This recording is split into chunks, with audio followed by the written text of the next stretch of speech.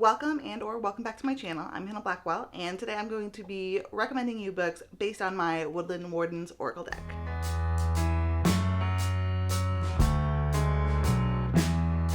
So I love Oracle decks and tarot cards. I have been using them for a while now, and this is one of my favorites. This is the little booklet, but it's really beautiful, and I'm feeling fall vibes at the moment, and I feel like this deck is very fall and would be perfect for recommending books as well. I got this idea from JD Ray Reads. She has done 2 videos like this, and I'll link them both down below.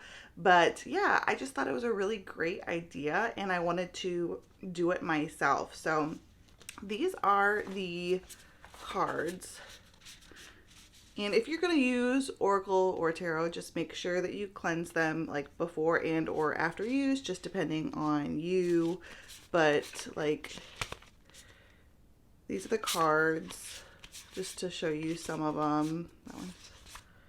Each card has a plant and an animal. And then has a corresponding, it'll say like this one says mischief, and this one says luck, and then the explanation and summary and the inspiration and the summary and the meaning and everything is in the booklet that comes with it. So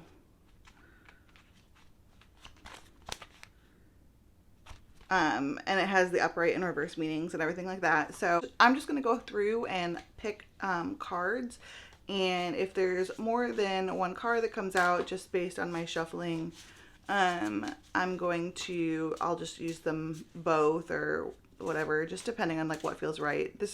I'm going to do this just like I would normal card pulling, which is just you do it based on feel, and you know what is feeling like what I'm being pulled towards. I'm just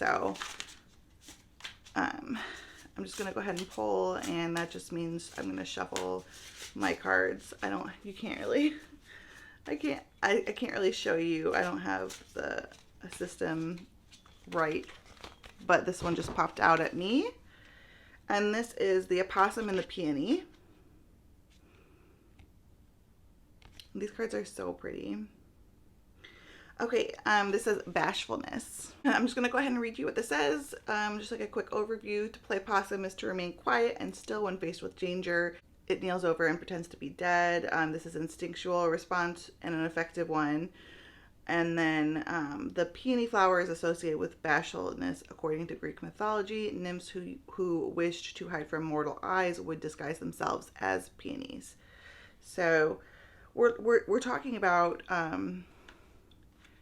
basically hiding and disguise. So for this card, the opossum and the peony, I'm going to recommend the David Bad trilogy. City of Brass is the first book in the trilogy, and in this, Nari spends a lot of time throughout the whole trilogy disguising herself for all kinds of different reasons. She is a con woman, and she is therefore hiding her true intentions and the truth of what she's doing from the people that she's conning. And she also throughout the series wears multiple disguises depending on the situation in the book. I can't give any of that away, but there are many times when she has to disguise herself throughout this series. So I'm going to go ahead and shuffle again. You can hear me, but I can't like hold my arms up and do that because it just doesn't feel right, and I just don't think I can. Okay. The raccoon and the sycamore. And this says curiosity.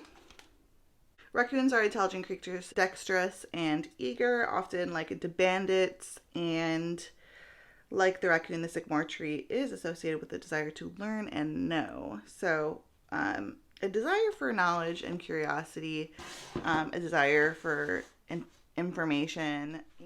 So I had a few options for this book, but I think I'm actually going to go with my most recent read, and that was Comfort Me with Apples by Catherine Valente. And this is about a woman who has a perfect life and maybe just gets a little bit too curious. And so I think that that is perfect.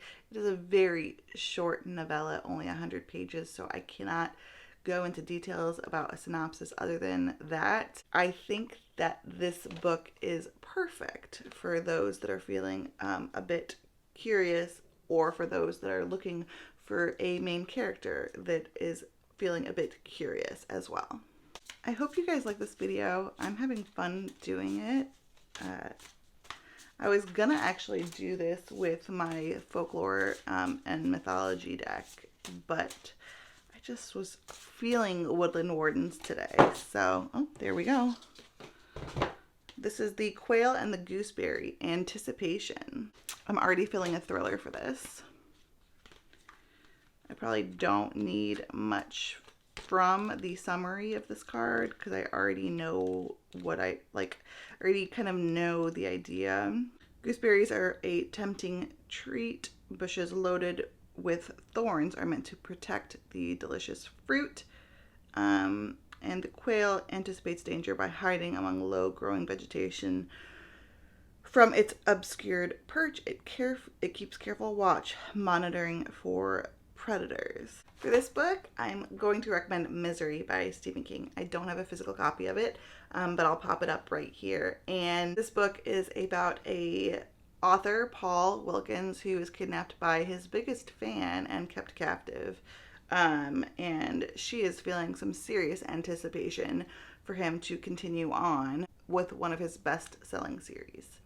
And so I think that this book is perfect for the Quail and the Gooseberry. Also, I'm pretty sure that was a 5-star read for me. That was the first Stephen King I ever read, and I really, really, really liked it. I have some Stephen King I want to read coming up this fall, including Pet Sematary and Salem's Lot. Ooh. So we've got a grouping here.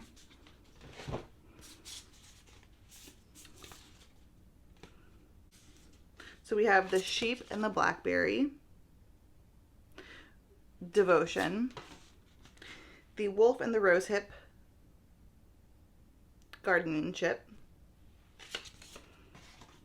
and The Bat and the Hellebore, Intuition. Okay, so I know exactly what I'm picking for this. And that is the Southern Book Club's Guide to Slaying Vampires.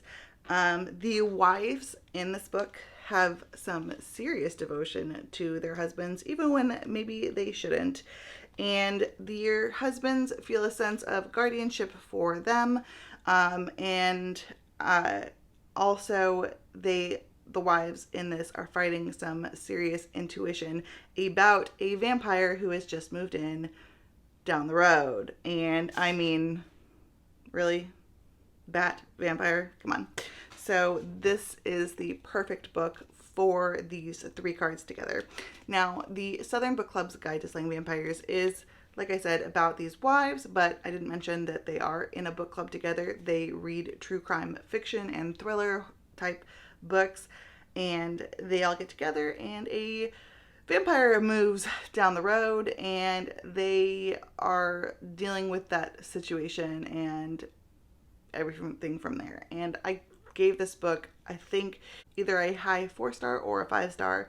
It was my first Grady Hendrix book, and I can't wait to read more from him because I really loved this book. I think it had some wonderful social commentary on sexism. It also had some social commentary on classism and racism and all this surrounding, obviously, all of this surrounding the South in the 90s. So there are some problematic things that you see in here, but obviously keep in mind that this is also a social commentary based on how things were seen and done at that time in that area. So I loved this book. I loved it a lot. Continuing on, that was so perfect, and sometimes that just happens. The Lizard and the Pitcher Plant. This is Stagnation.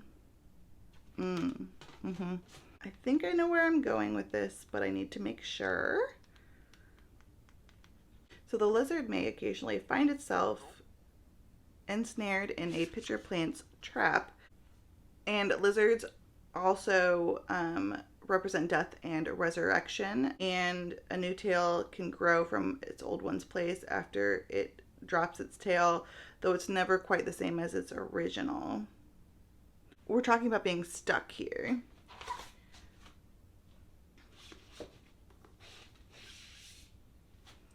And there is no better book for stagnation. If you've read the whole book, you know. If you know, you know. And that's Mexican Gothic. And this is about our main character, Naomi, who she gets a letter from her cousin, or her dad gets a letter from her cousin, basically just saying that something's not going well with her new marriage. And basically asking for help. But then when her sister or her cousin, Naomi, gets there, her cousin. When her cousin gets there, her cousin says, oh, well, no, I just have tuberculosis. And things are just really weird and creepy. This is a Gothic tale set in the 1950s in Mexico, and I highly recommend it. 5-star read. I loved this book very much. I think it's the perfect card for stagnation. So continuing on, I think I'm going to do 2 or 3 more. And I'm getting a lot of like thrillers and horrors, which is kind of surprising. Though I do love thrillers and horrors a lot. I just thought there'd be a little bit more fantasy in here. I also haven't had much romance, but I don't have much more romance on my shelves, so I don't think of them when I'm like looking around. And also a lot of the ones so far have really, the books just kind of come to me pretty immediately. Okay. These 4 cards landed together. We had our Bobcat and Blackthorn, which represents patience, and that was by itself. For the Bobcat and the Blackthorn, I am recommending Dreamer Spool, which is by Juliette Morellier, and it's the first book in the Blackthorn and Grimm trilogy, which, perfect. And the main character, Blackthorn, has to have some serious patience because she has to follow through on a bargain for 7 years in order to escape a wrongful imprisonment. And so she basically has to live on the fringe of this mysterious forest. She has to assist anyone that asks for help, and she cannot go after the person who has caused this wrongful imprisonment. And so she has to have some serious patience with everyone that she needs to help, and patience to wait that 7 years. Not to mention Blackthorn and Grimm, Bobcat and the Blackthorn. I just think that this is perfect, the perfect book for this card. And I'm going to do one more pull. 1 or 2 more. I don't know. I guess it depends. We'll find out. Okay. So for this, I got the Wolf and the Rose Hip. And this represents guardianship. The wolf travels in a pack, protecting his family and community, and the rose plant, the rose hip is the source of food, but also a symbol of love, because it is the berry that is produced by the rose plant. A combination of nourishment and affection. An emblem of familial love and care. So I think the perfect book for, if we're talking about familial love and care and a wolf, and I think that, and we're talking about love and devotion and nourishment, it's, to me, I think of Corbin's parents in this book, and especially There is an animal companion in here as well. And yeah, so I'm going to go with Malice by John Gwynne. And this is a classic epic fantasy story that follows multiple POVs where there is a coming war between the giants and the humans. And you are not sure who the chosen one is per se. So it's kind of like a retake on the chosen one trope, and it's wonderful. I've read the first 2 books in this series. I have 2 more to go, and it's, yeah, perfect. And I think it is the perfect book for this card. And there's other ones that I think would be really good too, but I'm trying to only pick books that I've actually read, but I obviously thought of The Wolf and the Woodsman, and I also have The Wolf of Oren Yarrow, but yeah, I also think For the Wolf, but I've not read any of those. They're just books that I want to read, so I can't really recommend those yet. I'm going to do one more pull because I'm just having too much fun, and I want to do one more.